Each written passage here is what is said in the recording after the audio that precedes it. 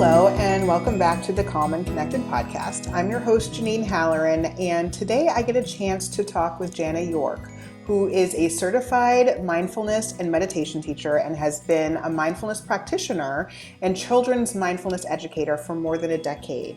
She has conducted research and written on mindfulness, and her passion is teaching children how to reduce anxiety and self-regulate while being in the present moment. She's written a book called U is for Understanding, Claire's Journey Towards Mindfulness, and she's also a special contributor on the Teaching Mindfulness book, which we spend some time talking about today. We had a lovely conversation. It was so much fun to chat with her about calming spaces and mindfulness and how different ways we can introduce it, and one of my favorite activities that I read in the Teaching Mindfulness book about fireflies. So I hope you enjoy our conversation. Jana, thank you so much for coming on the podcast.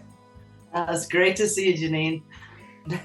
I'm so excited to have you be able to talk a little bit about you and your journey with mindfulness, because you have co-authored the Teaching Mindfulness book, and I'm just so excited to be able to have you here. So can you just tell us a little bit about you and your journey with mindfulness? Absolutely. I love talking mindfulness. But so I was originally introduced to mindfulness back in 2010, and I was working on an army base in Japan, and I was working for an army physician, and he was trying to find ways to help out his soldiers as far as post-traumatic stress and suicide prevention. And he was looking for these proven and effective ways to help them. And he thought mindfulness would work. So he had just had some training from John Kabat-Zinn and Saki Santorelli down at University of Massachusetts. So it was, on the forefront of his mind. So he shared a practice with me, and we started a conversation, and I found it to be very, very helpful. And so from there, we kind of went to offering introduction to mindfulness classes, and the community liked it. So then from there, we went to 8-week courses, and then it just started having a transformation, really, and a ripple effect. So some of the people in our class, like we had a principal, and she loved the mindfulness and really saw the benefits. So she brought it into her school, and then, which was awesome, right? And then the athletic director saw the benefits, so she infused it into the brains of her athletes, said, let's work on flow and the zone. And then one last one was a elementary school teacher, and she had taken the class but didn't feel ready to teach it. So she asked me to come in and teach. So that's when my passion, that's when I'm sitting in front of those fourth graders and teaching them how to breathe. That's where my journey is really taking me, is to the children. So that's just kind of in a nutshell, where it's come from, but all on the army base starting out, but then living abroad and teaching over there as well. So That's incredible. And it's so wonderful to see, you read about these research-based techniques, these evidence-based techniques, but then what does it look like in real life? And you've seen that. So you've seen the impact that it can have. And I love that you shared all those different people and how it impacted them. It's incredible to know that it is so powerful. It is such a great strategy that people can use, and people of so many age ranges, so many different things that are going on for them, it can be helpful. I think that's amazing. Right. Yes, I agree. Yes. So you just mentioned you had taught at the international schools. Were you in Japan and Thailand? Right. Yeah. So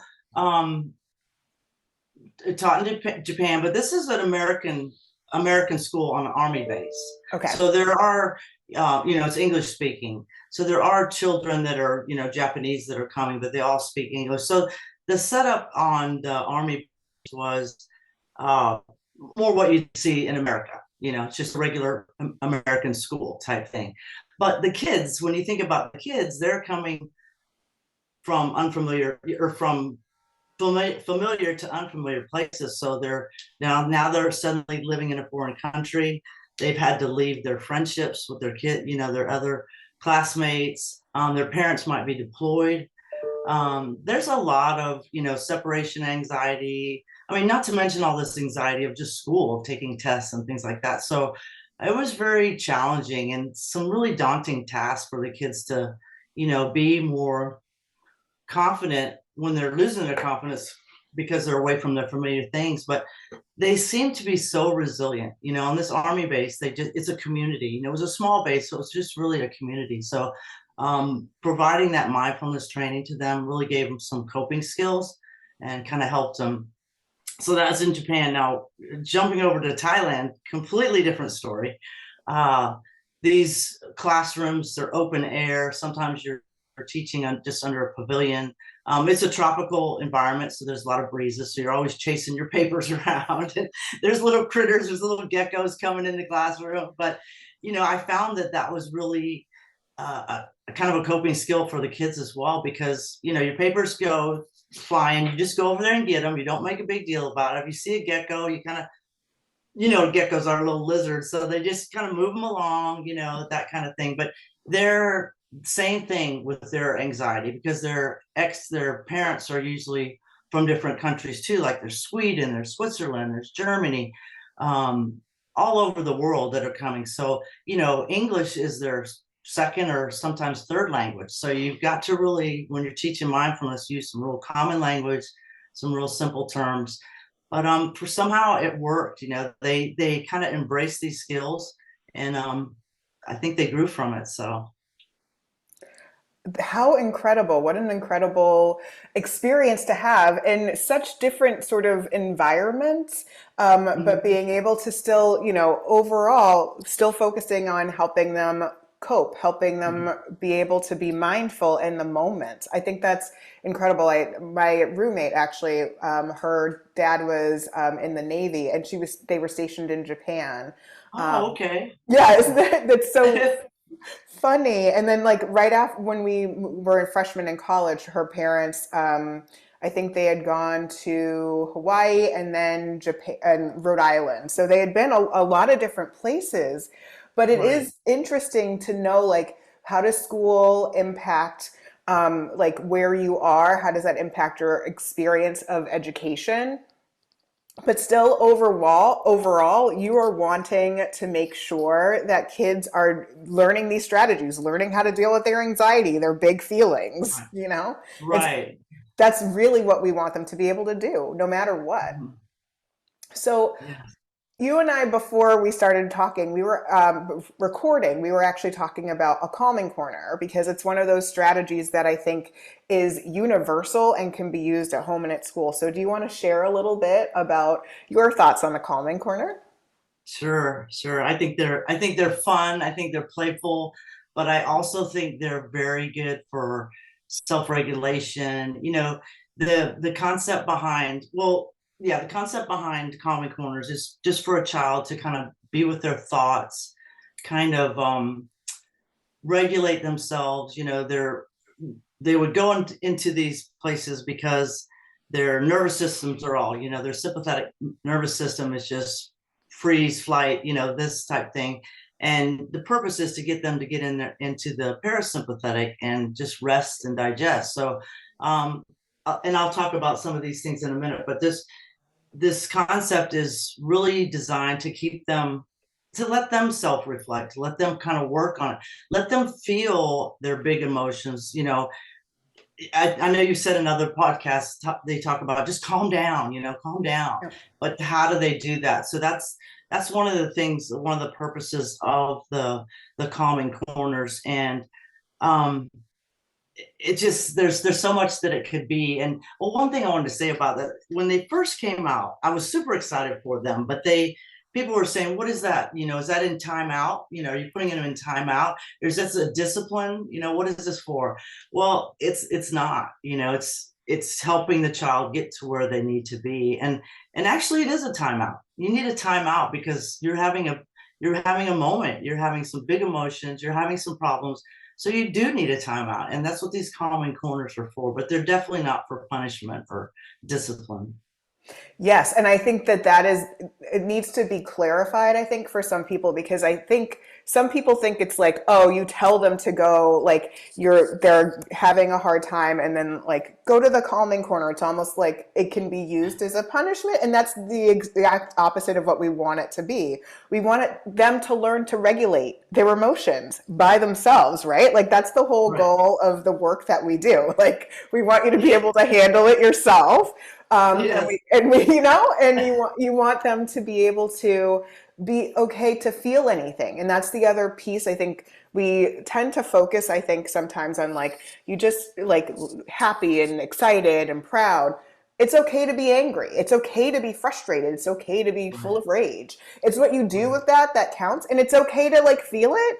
And then let's just figure out how you can safely and in a healthy way express it. It's okay. It's okay. Right. Right. But it's just And that being able to use it, like do right. something in the moment. And also, I mean, I'm seeing them in lots of different places too. In libraries, they have little corners. Bookstores often have them. I've even seen them in hospital waiting rooms, and I think that's, fantastic because it might be just going someplace to color because there, there's going to be a lot of anxiety and stuff in there, but giving them a place and a space, it may not always be just, a corner. And they have these really cool names, like um, Zen zones and chill time and what's some other ones? Calming corners, cozy place, chill space. I don't know. You probably heard lots of different ones, but that's Yeah. that's part of it. Make it inviting and a fun place to be. So Yep, and the thing is, they do have so many names. I actually think one time I posted on Instagram like several different names, like Peace Corner, Calm Down Spot, yeah, Peaceful Zone. Like there's lots of different names. The one that we use at Coping Skills for Kids is our reset space because I want kids to reset and then re-enter whatever they're doing. But yeah, there's so many names, which I think can be a little bit confusing for people. It's all the same concept, but it right. depends on what you want to call it. And whatever works for your school, whatever works for your home, that's what you end up Mhm. calling it. Right, right. That's part of the fun. But yeah, and so I think, the focus is one thing is we're trying to restore their attention because their attention is gone, right? Something has happened. I don't know if something happened last night, whatever the situation is. So we're trying to restore their attention. So I'll show you some of the things that I've gathered too. It's giving them something to focus on. So attention might be um, you using the little slime, you've seen the little slime Oh, things, a lot of sensory stuff. So it's things to do with your hands, Play-Doh, stress balls. I think this is really fun. I've probably made hundreds, if not thousands, of stress balls with kids, and I think I got it mastered. We used to use rice, especially in Asia. And if a stress ball busts with rice in it, it's everywhere. So not a good choice. But I have a really good recipe for a stress ball, and this one's pretty sturdy. It's got two balloons, so yeah. unlike the common ones that you buy at the store, these are just going to bust, and it's going to cause a lot more stress. So little things for them to focus on to help them restore their attention. Also, the breathing props. You've seen them everywhere. Just the breathing props. They're so colorful.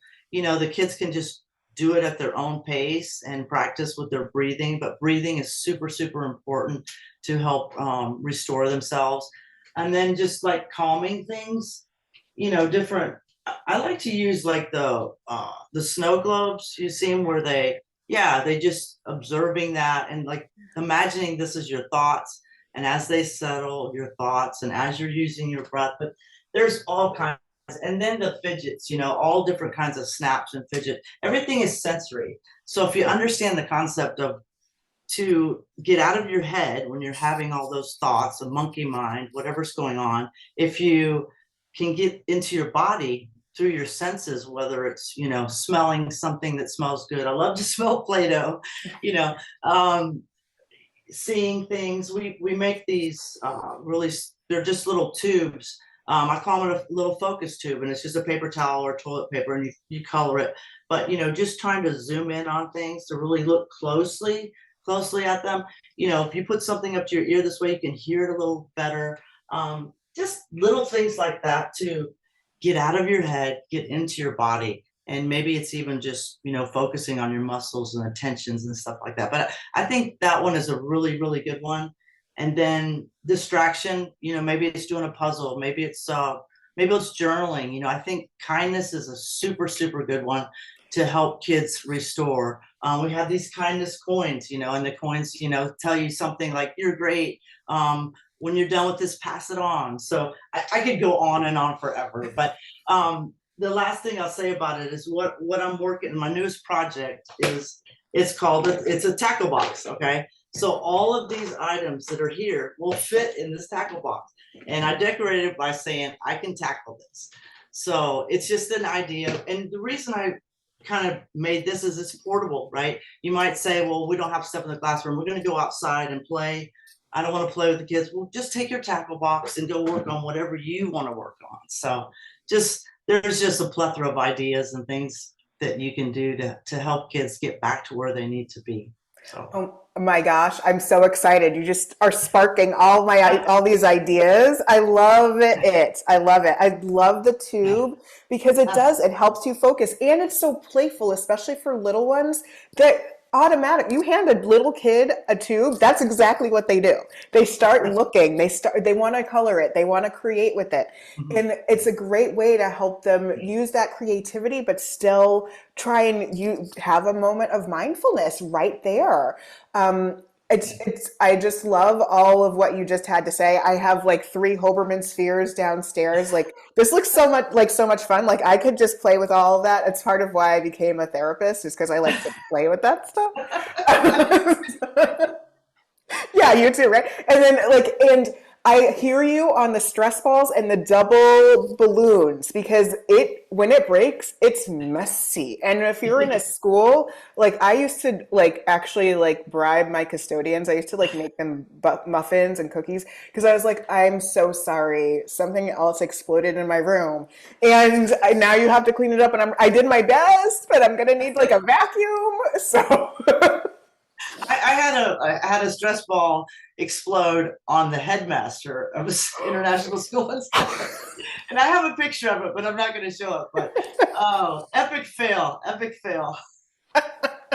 I'm telling you, it is one of those things, you just have to get friendly with the custodians and be okay with being the weird person at school who's sometimes gonna have slime in their pocket. It's gonna happen. Oh It my. is good. It is good. So have you created, you mentioned the I Can Tackle It box, which is great. It's basically, I call it a coping skills toolbox. It's the same idea. Mm-hmm. Have you done those for classrooms, for schools? What would you recommend if somebody's looking to create something for their classroom or create something for a kid? What should they do? Yeah, I think it's just providing them a list of all these things, maybe coming in and doing a really quick workshop for teachers to say, explain them, oh, I don't know what to do with this little candle thing. What's just a little light? It's just something that they can draw their attention to and focus on. So it would be just a little workshop. What I'm about to do is go out to these farmers markets and artisan events and set up a table and have those. That's really popular in my areas, to have a lot of marketplace type things. And then a couple of the bookstores bookstores are allowing me to come in and do little, talks about, how you can put mindfulness in the workspace, and for the teachers, and for the kids.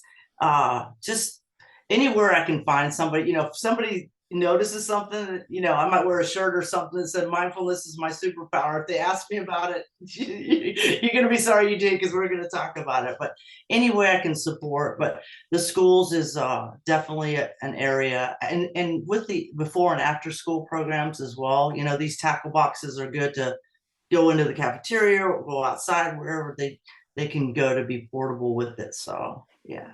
I think that's incredible. Good for you. I think Farmers markets are a great place to go. And I've had some really great conversations with people. Just, they're interested in the things that I have. Like sometimes I would go and I had calming jars and feelings Jenga. And I had some wonderful conversations with people about mindfulness actually and calming jars and how you can use that with little kids. And it's really fun to be able to interact with people and share what works, what you've seen that works and impact somebody's life in a way that could be positive for them. I think that's phenomenal. So clearly you have so many ideas. And so then what inspired you and led you to be writing this book? Oh, yeah. So I retired from working for the Army as a civilian back in 2017, and I still had that lingering, I want to teach, I want to keep going. But yeah, I was ready to retire, don't get me wrong. But so I just had lots of thoughts, and I kind of wanted to give back to my community because they were so gracious in allowing me to introduce this stuff. So I just kind of was thinking about all the training I had, and some of the trainings I liked, some of the things I thought I wanted to tweak. So I just developed, my own curriculum for it. And I used actually the vowels as mnemonics for teaching, like A is for attention, E is for experience, I is investigation, and so on. So I just kind of was working at those leisurely just to kind of keep myself busy if I, felt that need to still be in the work environment. And then this went on for a couple of years actually, and then I kind of got stuck.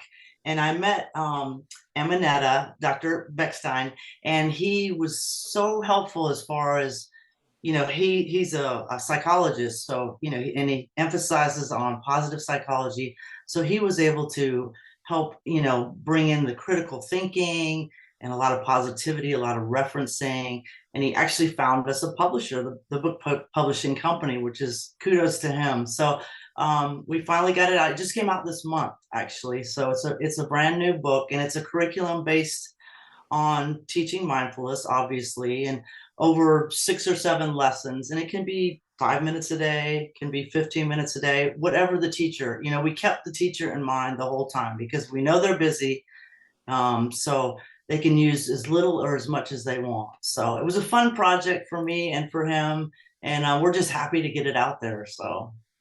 I think it's great. As I was looking through I love that there's always, lots of different ideas that people can use. It's super user friendly, right? Because you can do something that's like really a quick activity, but if you want to expand, you want to go deeper in something, you have so many different activities and ideas, like trying to get to the same idea, but like what's going to work for that class, what's going to work and feel right for that teacher, having them think about like what do I like? What's my experience of this, and what do I want to bring to my students? So it gives the breadth of ideas is so much fun.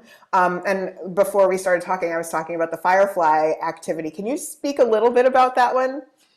Yeah. So originally, the activity I learned from one of my trainings, and uh, it was just trying to catch your thoughts and then let them go.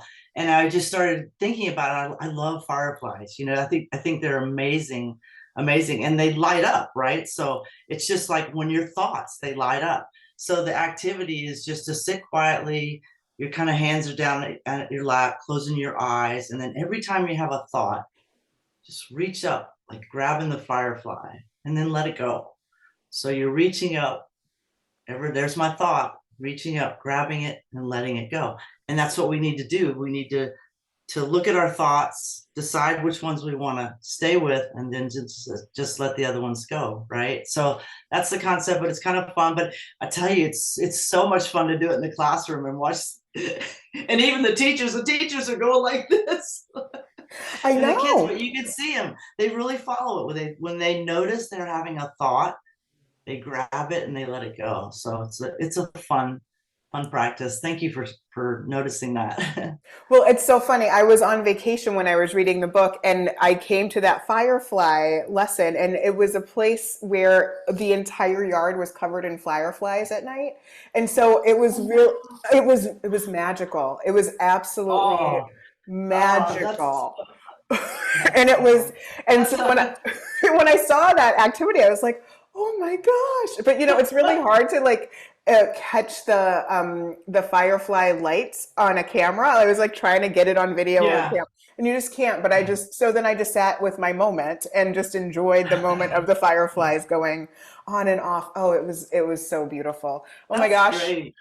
Oh, I'm having such a good time talking to you. We could just do Oh, this thank you. forever, I think. I feel like Um, it.